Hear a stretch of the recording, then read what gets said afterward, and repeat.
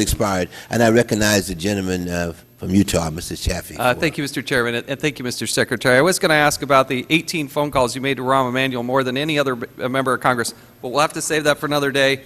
What I would like to ask you about is this idea that you're going to make profits. I'm going to read two statements and ask you a question from Neil Barofsky's testimony that's coming up. First one is, quote, on page 13, Treasury's own TARP financial statement estimates that Treasury will not be made whole, but is rather projected to lose more than $30 billion on its AIG investments.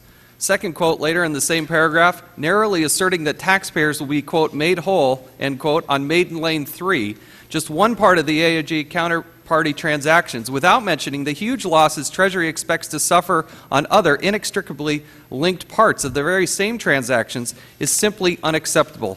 The American people deserve better. So my question, in hoping that you could respond to those two statements, is, when you refer to profits from the AIG counterparty bailout, are you counting the cost of the $35 billion in cash AIG handed over to counterparties, or just the $27 billion they got directly from the New York Fed? Congressman, I think that Mr. Borofsky and I actually agree on this, and I said in my statement, I was very clear. The government is still exposed to substantial risk of loss on its investments in AIG. The Federal Reserve, in this transaction, I think more generally, is unlikely to face any loss. That is a good thing. We should welcome that. But the government is still exposed to risk of loss. We don't know how large those losses will be.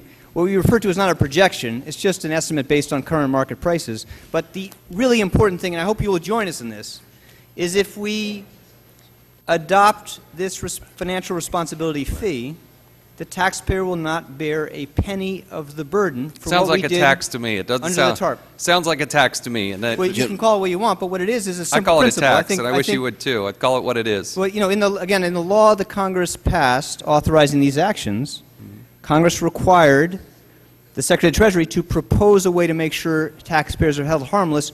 We did that. I hope you will join us in supporting that, because there is no reason why the American taxpayer should be exposed to a penny of loss in what we did in AIG. We can make that